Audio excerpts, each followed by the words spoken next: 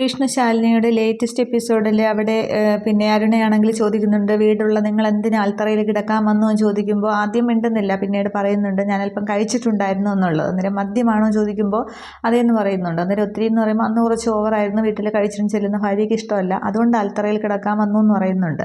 അപ്പോൾ വീണ്ടും അരുണ പറയണം, അപ്പോൾ മദ്യലഹരിയിലായിരുന്നു ഒരാൾ പറയുന്നത് കൂടുതൽ കഴിച്ചിട്ടുണ്ടെന്ന് പറയുന്നു. അപ്പോൾ അതെങ്ങനെ നമുക്ക് ആ ഒരു തെളിവ് മുഖരേഖ എടുക്കാനായിട്ട് സാധിക്കും? എൻ്റെ കക്ഷികൾ രണ്ടുപേരും നിരപരാധികൾ തന്നെയാണ് എന്നിങ്ങനെ പറയുന്നുണ്ട്.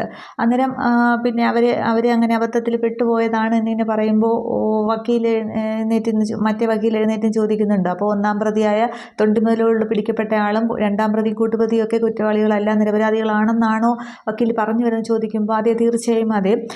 പിന്നെ അവരും പെട്ടുപോയിരിക്കും, ഒരു യഥാർത്ഥ പ്രതികൾ രക്ഷപ്പെട്ടിട്ടുണ്ടാകും, അവർ ചിലപ്പോൾ ഇവരെ കണ്ടപ്പോൾ തൊണ്ടിമുതൽ ഉപേക്ഷിച്ചിട്ട് ഓടി കന്നതാക്കാം, അപ്പോൾ ഇവർ അതും എടുത്ത് നിൽക്കുന്നതായിരിക്കാം നിങ്ങൾ കണ്ടത്, അതുകൊണ്ട് ഇത്രയുമാണെന്നൊക്കെ പറഞ്ഞ് അരുണയും വാദിച്ചിരിക്കുകയാണ്. തുടർന്ന് വീണ്ടും മറ്റേ വക്കീലിനോട് എന്തെങ്കിലും പറയാണ്ട് ചോദിക്കുമ്പോൾ പറയുന്നുണ്ട്, എൻ്റെ സുഹൃത്ത് അരുണ കൃഷ്ണമൂർത്തി ആണെങ്കിൽ ഒരു നല്ലൊരു തിരക്കഥാകൃത്ത് കൂടിയാണ്, നല്ലൊരു സിനിമയ്ക്ക് കഥ എഴുതാൻ കൊള്ളാം, അങ്ങനെയുള്ളതാണ് ഇവിടെ വന്ന് പറഞ്ഞിരിക്കുന്നതൊക്കെ. ഒന്നാം പ്രതി തൊണ്ടിമുതലോട്ട് പിടിക്കപ്പെട്ട ഗോപാലകൃഷ്ണൻ, രണ്ടാം പ്രതി വേലായുധന് കുറ്റവാളികൾ തന്നെയാണ്, കോടതിയിലുള്ള വിശ്വാസം പിന്നെ സമൂഹത്തിനുള്ള വിശ്വാസം കാത്തു സൂക്ഷിച്ചവർക്ക് പരമാവധി ശിക്ഷ വാങ്ങിക്കൊടുക്കണം എന്നൊക്കെ പറഞ്ഞിരിക്കുന്നുണ്ട്. തുടർന്ന് ജഡ്ജിയാണെങ്കിൽ ഇവരോട് രണ്ടുപേരോടും ചോദിക്കുന്നുണ്ട്, വേലായുധനോടും ഗോപാലകൃഷ്ണനോടും, നിങ്ങൾക്ക് എന്തെങ്കിലും പറയാനുണ്ടോ എന്ന് ചോദിക്കുമ്പോൾ ഗോപാലകൃഷ്ണനാണെങ്കിൽ ആകെ വിഷമിച്ചിങ്ങനെ എന്നിട്ട് തൊഴുതുകൊണ്ട് പറയുന്നുണ്ട്, ഞാൻ ഇതുവരെ ഇങ്ങനെ ഒരു മാനസിക ബുദ്ധിമുട്ടൊക്കെ അനുഭവിക്കുന്ന ആളാണ്, ഇതുവരെ ഇങ്ങനെ ഒരു പ്രശ്നത്തിൽ ഏർപ്പെട്ടിട്ടില്ല, എനിക്ക് രോഗിയായ ഒരു മകൾ, ഒരു കൈക്കുഞ്ഞ് മാത്രമേ ഉള്ളവർ, എൻ്റെ ആശ്രയത്തിലാണ് കഴിയുന്നത്, മാപ്പാക്കണം, ക്ഷമിക്കണം എന്നൊക്കെ പറഞ്ഞ് തൊഴുത് കരയുകയാണ്. തുടർന്ന് ഇത് കാണുമ്പോൾ അരുണയും മറ്റേ വക്കീലൊക്കെ നോക്കിക്കൊണ്ട് നിൽക്കുന്നുണ്ട്. പക്ഷേ വേലായുധന് സങ്കടം സഹിക്കാൻ കഴിയുന്നുണ്ട്. വേലായുധൻ പറയുകയാണ്, പിന്നെ ഞാൻ കുറച്ച് തരികിട പണികളൊക്കെ ആയിട്ട് കഴിഞ്ഞുകൂടുന്നത് തന്നെയാണ്, പക്ഷേ ഇവിടെ സത്യം പറഞ്ഞില്ല എന്നുണ്ടെങ്കിൽ എനിക്ക് ഉറക്കം വരില്ല, ജയിലിൽ പോയാലും ഉറക്കം വരില്ല, എൻ്റെ സുഹൃത്ത് ഗോപാലകൃഷ്ണൻ ഞാൻ മനഃപൂർവ്വം പെട്ടുപോയതാണ്, ഇത് കാണിക്കവഞ്ചി കുത്തി തുറന്ന് പ്ലാൻ നടപ്പിലാക്കിയതും ഒക്കെ ഞാൻ തന്നെയാണ്, ഇതിൽ ഗോപാലകൃഷ്ണന് യാതൊരു പങ്കുമില്ല, പിന്നെ അതുകൊണ്ട് ഒരു സുഹൃത്തിനെ ബലിയാടാക്കാനായിട്ട് എനിക്ക് സാധിക്കുന്നില്ല, അതുകൊണ്ട് മാപ്പ് തരണം ഏമാനെ, അതുകൊണ്ടാണ് ഞാനിങ്ങനെ തുറന്നു പറയുന്നതെന്നൊക്കെ പറഞ്ഞ് തൊഴുത് വേലായുധൻ നിന്നങ്ങ് പറയുകയാണ്. അന്നേരം ശിവനും ചന്ദ്രയും അരുണയും ഒക്കെ ഇങ്ങനെ നോക്കി നിൽക്കുന്നേ ഉള്ളൂ. വേലായുധനാണെങ്കിൽ അവിടെ തൻ്റെ കുറ്റം അവിടെ ഏറ്റു പറയുകയാണ്, ഗോപാലകൃഷ്ണൻ മേൽ കുറ്റം ഒന്നുമില്ല എന്നവിടെ പറയുന്നുണ്ട്. അതിനുശേഷം ജഡ്ജിയാണെങ്കിൽ വിധി പറയുന്നുണ്ട്, ഇതിൽ ഒന്നാം പ്രതിയായ ഗോപാലകൃഷ്ണനെ ജാമ്യത്തിൽ വിടാനും രണ്ടാം പ്രതിയെ വേലായുധനെ കസ്റ്റഡിയിൽ വയ്ക്കാനും വിധിച്ചിരിക്കുന്നു. അടുത്ത കേസ് ഹിയറിങ്ങിൻ്റെ ഡേറ്റൊക്കെ പറഞ്ഞിട്ട് എല്ലാവരും എഴുന്നേറ്റ് പിരിയുകയാണ്. അന്നേരം ആ പ്രതികൂട്ടിൽ നിന്ന് വേലായുധനും ഗോപാലകൃഷ്ണനൊക്കെ ഇറങ്ങി വരുന്നുണ്ട്. അന്നേരം അരുണ ചോദിക്കുന്നുണ്ട്, പിന്നെ ഇത്രയും മാന്യമായിട്ട് അലച്ചത് എന്തിനാണ്? അന്നേരം ഇത് തന്നെയാണ് ശരി, ഇത് തന്നെയാണ് ചെയ്യേണ്ടിയിരുന്നത് എന്നിങ്ങനെ പറയുന്നുണ്ട്. തുടർന്ന് വേലായുധനെ പോലീസ് കൂട്ടിക്കൊണ്ട് പോവുകയാണ്. തുടർന്ന് ഗോപാലകൃഷ്ണനും അങ്ങോട്ടത്തേക്ക് അങ്ങ് മാറിപ്പോകുന്നുണ്ട്. എന്നാലും ശാലിനിയുടെ അച്ഛന് ജാമ്യം കിട്ടിയല്ലോ എന്നിങ്ങനെ ശിവൻ പറയുകയാണ്. ചന്ദ്ര അടുത്ത് തന്നെ നിൽക്കുന്നുണ്ട്. അന്നേരം ശിവൻ ഇപ്പോൾ ആകപ്പാട് എന്ന് വെച്ചാൽ ജാമ്യമല്ലേ കിട്ടിയുള്ളൂ, അപ്പം കൃഷ്ണ പറയുന്നുണ്ട് ടെൻഷൻ അടിക്കണ്ട, സമയമുണ്ടല്ലോ, ശിക്ഷ ഒഴിവാക്കാനായിട്ട് നോക്കാമെന്നിങ്ങനെ അരുണ പറയുന്നുണ്ട്.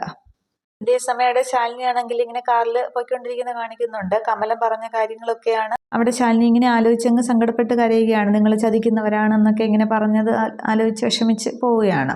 അതിനുശേഷം അവിടെ ഗോപാലകൃഷ്ണൻ വീണ്ടും കോടതി വരാന്തയിൽ നിൽക്കുന്നുണ്ട്. വേലായുധനെ ഇങ്ങനെ പോലീസ് കൊണ്ടുപോകുന്നത് നോക്കിയിട്ട്, എന്നിട്ട് വേലായുധൻ അടുത്തേക്ക് ചെല്ലുന്നുണ്ട്. എന്നിട്ട് ഒരു മിനിറ്റ് സാറേ എന്നിങ്ങനെ ആ ഒരു ഇൻസ്പെക്ടറോട് പറയുന്നുണ്ട്. ആ സോമശേഖരൻ്റെ ആ ഒരു സ്റ്റേഷനിലെ ആ ഒരു SI തന്നെയാണ് കാണിക്കുന്നത്. അന്നേരം ഒരു കാര്യം പറഞ്ഞോട്ടെ എന്ന് പറഞ്ഞിട്ട് ഗോപാലകൃഷ്ണനോട് അടുത്തേക്ക് ചെല്ലുകയാണ്. അന്നേരം എന്തിനാ നീ പിന്നെ എന്നെ ഇങ്ങനെ ആക്കിയത്, ഞാനും കൂടി ചേർന്നല്ലേ എന്നൊക്കെ പറയുമ്പോൾ, എനിക്ക് കേസും ജയിലും ഒന്നും പുത്തരിയല്ലല്ലോ, നീ അങ്ങനെയല്ലല്ലോ, നിനക്ക് മകളെ ചികിത്സയ്ക്ക് നോക്കണ്ടേ, കൊച്ചുമകളെ വളർത്തണ്ടേ, എനിക്ക് മുകളിൽ ആകാശം താഴെ ഭൂമി എന്നൊക്കെ പറഞ്ഞ് വളർന്നതല്ലേ, പിന്നെ ഞാൻ പുറത്ത് നിൽക്കുന്നതിനേക്കാൾ അകത്ത് കിടക്കുന്നത് തന്നെയാണ് നല്ലത്, എവിടെയായാലും എനിക്ക് സുഹൃത്തുക്കളുണ്ടാകും, അല്ലെങ്കിൽ ഞാൻ ഉണ്ടാക്കും, പിന്നെ പണ്ടത്തെ പോലെ എന്ന ജയിലിൽ കൃത്യസമയത്ത് ഭക്ഷണമുണ്ട്, പണിയെടുത്താൽ കൂലിയുണ്ട്, പിന്നെ എൻ്റെ മോള് അവളെ നീ ഒന്ന് നോക്കണേ എന്നിങ്ങനെ പറയുകയാണ്. അന്നേരം എന്നാലും ഞാനും കൂടി ചേർന്നല്ലേ ഇതൊക്കെ ചെയ്തതെന്ന് പറയുമ്പോൾ, എന്നാലും നിന്നെ അതിലേക്ക് വലിച്ചഴിച്ചല്ലേ, അതിനൊന്നും സാരമില്ല, നിന്നെയൊക്കെ മകളുടെ ചികിത്സയ്ക്ക് പണം കൊണ്ട് സഹായിക്കാൻ എനിക്ക് കഴിഞ്ഞില്ല, അപ്പോൾ സ്നേഹം കൊണ്ടെങ്കിലും ഞാൻ നിന്നെ സഹായിക്കണ്ടേന്ന് പറയുമ്പോൾ ഈ പോലീസുകാരനാണ് ക്ഷമമായിട്ട് നിൽക്കുന്നത്. അന്നേരം വന്നേ പോകാമെന്നൊക്കെ പറയുമ്പോൾ, നിൽക്കി സാറേ, അകത്ത് പോയി കഴിഞ്ഞാൽ കുറേ നാൾ ഇവനെ കാണാൻ പറ്റില്ലല്ലോ, ഒന്ന് രണ്ട് കാര്യം കൂടി പറഞ്ഞേൽപ്പിക്കാനുണ്ട് എന്ന് പറഞ്ഞിട്ട് വീണ്ടും പറയുകയാണ്,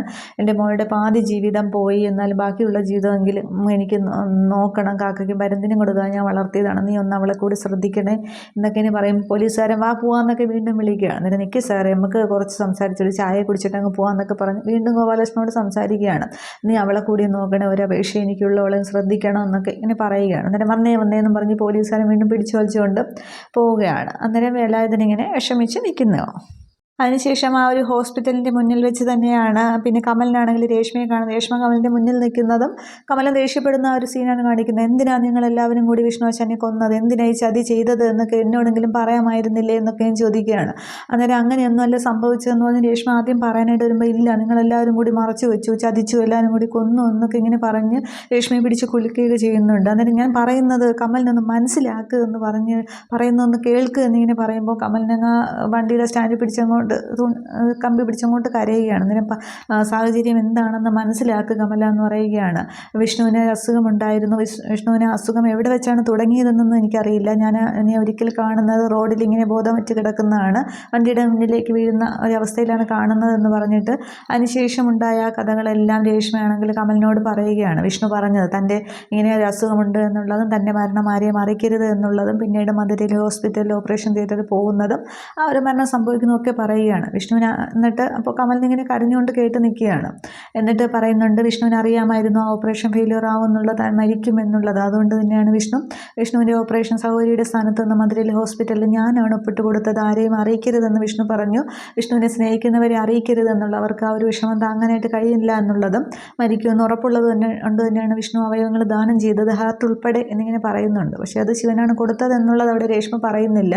എന്നിട്ട് പറയുകയാണ് അതിനുശേഷം ആരെയും അറിയിച്ചില്ല, കർമ്മങ്ങൾ അങ്ങനെ എല്ലാം കഴിഞ്ഞു പോയിക്കൊണ്ടിരുന്നപ്പോൾ വിഷ്ണുവിൻ്റെ ചിതാഭസ്മമായിട്ട് റസാക്ക് ഞങ്ങളെ അറസ്റ്റ് ചെയ്തു. അതിനുശേഷമാണ് ശാലിനി വരും അറിയുന്നത്. ശാലിനി ഇതിൽ തെറ്റുകാരിയല്ല, ശാലിനി ഒന്നും ചെയ്തിട്ടില്ല എന്നൊക്കെ ഇങ്ങനെ പറയുന്നുണ്ട്. സാഹചര്യം നീ മനസ്സിലാക്കണം എന്ന് പറയുന്നുണ്ട്. അന്നേരം അത് അല്ലാതെ വേറൊരാൾക്ക് കൂടി അറിയാമായിരുന്നു, ശാരദാമ്മയായിരുന്നു ശാലിനിയുടെ ആശ്വാസവും പിന്നെ സാന്ത്വനവും എല്ലാം ആയിരുന്നു എന്ന് പറഞ്ഞിട്ട് ശാരദാമ്മയുടെ അവിടെ ചിതാഭസ്മം കൊണ്ട് ഏൽപ്പിച്ചതും പിന്നീട് ശാലിനി അന്ന് വിഷ്ണുവിൻ്റെ മരണം അറിഞ്ഞിട്ട് വീട്ടിൽ വന്ന് കരഞ്ഞ ആ ഒരു സാഹചര്യമൊക്കെ ഇങ്ങനെ പറയുന്നുണ്ട്. അന്നേരം കമലൻ പറയുകയാണ് എന്തൊക്കെ പറഞ്ഞിട്ട് എന്താ, എൻ്റെ വിഷ്ണുവശം പോയില്ലേ, നേരത്തെ എങ്ങ് പോയില്ലേ, എന്നാലും എനിക്ക് സഹിക്കാൻ പറ്റുന്നില്ല, ആ അസുഖം എനിക്ക് തന്നൂടായിരുന്നു ദൈവമേ എന്നും പറഞ്ഞങ്ങ് ഒരു കമ്പിയിലേക്ക് ഇങ്ങനെ തലയിട്ടടിച്ച് കരയുകയാണ്. അന്നേരം പറയുന്നുണ്ട് നീ ഈ സാഹചര്യമായിട്ട് പൊരുത്തപ്പെട്ടേ മതിയാവുകയുള്ളൂ, പിന്നെ ശാലിനി ഒരു തെറ്റുകാരിയുമല്ല, പിന്നെ ആ ഒരു ഇൻഷുറൻസ് തുകയുടെ കാര്യം അത് 30 ലക്ഷം രൂപയുണ്ടായിരുന്നു, അത് പിന്നെ ശാലിനിയാണെങ്കിൽ നിർധന കുടുംബത്തിന് വീട് വയ്ക്കാനാണ്, അതും വിഷ്ണുവിൻ്റെ മക്കളുടെ കൂടെ പഠിക്കുന്ന ഒരു കുട്ടിക്ക് വേണ്ടിയിട്ട്. പിന്നെ മകൻ വരുമെന്ന് വിചാരിച്ചിരിക്കുന്ന അമ്മയോട് എങ്ങനെയാണ് ഇതൊക്കെ പറയുന്നത്, അതുകൊണ്ട് തന്നെയാണ് മറച്ചു വെച്ചത്. പക്ഷേ ഇനി എല്ലാവരും കാര്യങ്ങൾ അറിഞ്ഞേ മതി, ഇതിപ്പോൾ ഇത്രത്തോളം പ്രശ്നം ഉണ്ടാവുമെന്ന് കരുതിയില്ല, അതിനുവേണ്ടി വിഷ്ണുവിന് വേണ്ടി ശാലിനി തെറ്റുകാരിയല്ല എന്നുള്ള സത്യാമ്മയും പറഞ്ഞ് മനസ്സിലാക്കണം കാര്യങ്ങളല്ല, അതിന് ഞാനും നീ ശ്രമിക്കണം, വിഷ്ണുവിൻ്റെ ആത്മാവും അത് തന്നെയാണ് ആഗ്രഹിക്കുന്നത്, ചെയ്തേ മതിയാകൂ എന്ന് പറയുമ്പോൾ അങ്ങ് തലയിൽ കരയുകയാണ്. എന്നിട്ട് കണ്ണീരൊക്കെ തുടച്ചിട്ട് പറയുകയാണ് ചെയ്യാം, എൻ്റെ വിഷ്ണുവാശാന് വേണ്ടി ഞാനിത് ചെയ്യാം, അത്രയെങ്കിലും ചെയ്യാം എന്ന് പറഞ്ഞിട്ട് കമലിന് വീണ്ടും സങ്കടം സഹിക്കാൻ പറ്റുന്നില്ല, എന്നാലും എൻ്റെ ആശാൻ പോയില്ല, എനിക്ക് സഹിക്കാൻ പറ്റുന്നില്ല എന്നും പറഞ്ഞങ്ങ് പൊട്ടിക്കരയുകയാണ്. അത് സങ്കടത്തോടെ നോക്കി നിൽക്കാനേ രേഷ്മയ്ക്ക് സാധിക്കുന്നുള്ളൂ. അതേസമയം അവിടെ സത്യഭാമയുടെ വീട്ടിൽ രാഘവൻ നായരാണെങ്കിൽ ആകെ ദേഷ്യത്തിലും വിഷമത്തിലും ഒക്കെ ഇരിക്കുകയാണ്, സ്വയം മഴ കുറഞ്ഞുകൊണ്ടിരിക്കുകയാണ്. അന്നേരം പൊന്നിയാണെങ്കിൽ ഗുളികയായിട്ട് വരുന്നുണ്ട്. സാറിനുള്ള മരുന്ന് എന്ന് പറയും, മരുന്നോ ഒന്ന് കൊണ്ടുപോകണമെന്ന്, ഒന്നും വേണ്ട എനിക്ക്, ഇവിടെ വഴക്കും ബഹളമൊക്കെ അല്ലേ എന്ന് പറയുമ്പോൾ സ്ഥിരമായിട്ട് കഴിക്കുന്നതാണെന്ന് പറയുമ്പോൾ ഞാൻ എന്ത് വേണമെന്ന് ചോദിക്കുമ്പോൾ കൊണ്ടുപോയി പുഴുങ്ങി തിന്നുമെന്ന് പറയുകയാണ്. അല്ല പിന്നെ കൊണ്ടുപോയിക്കോളണമെന്ന് എന്ന് പറഞ്ഞിട്ട് പൊന്നിയെ ദേഷ്യത്തോടെ ഓടിച്ചു വിടുകയാണ് ചെയ്യുന്നത്. അതേ സമയമാണെങ്കിൽ വീണ്ടും ഇങ്ങനെ വഴക്കം പറഞ്ഞുകൊണ്ടിരിക്കുമ്പോൾ ഓട്ടോയിലാണെങ്കിൽ പിള്ള വരുന്നുണ്ട്. പിള്ളയാണെങ്കിൽ നെറ്റിയിൽ സ്റ്റിച്ചൊക്കെ ഉണ്ട്, ഒരു കൈയാണെങ്കിൽ ഇങ്ങനെ ബാഗിലാക്കി ഇങ്ങനെ തൂക്കിയിട്ടിരിക്കുകയാണ്.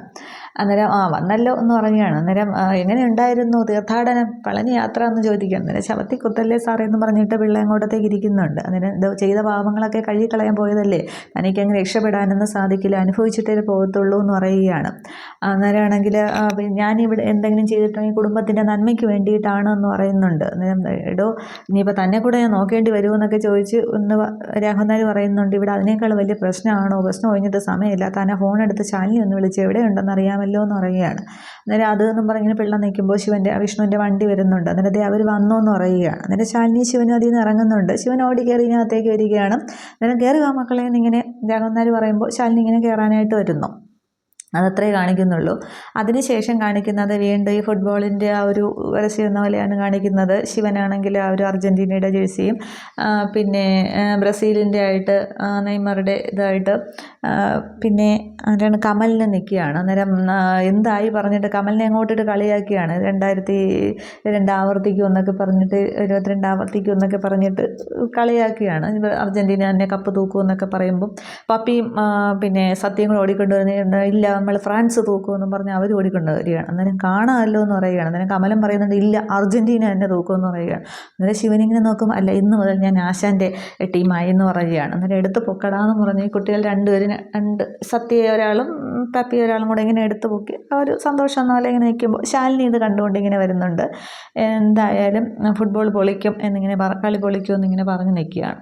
ഇത്രയുമേ ഒരു എപ്പിസോഡിൽ കാണുന്നത്. ഒരു ലാസ്റ്റ് ഒരു ഫുട്ബോളിൻ്റെ ഒരു പരസ്യമൊന്നുമില്ല.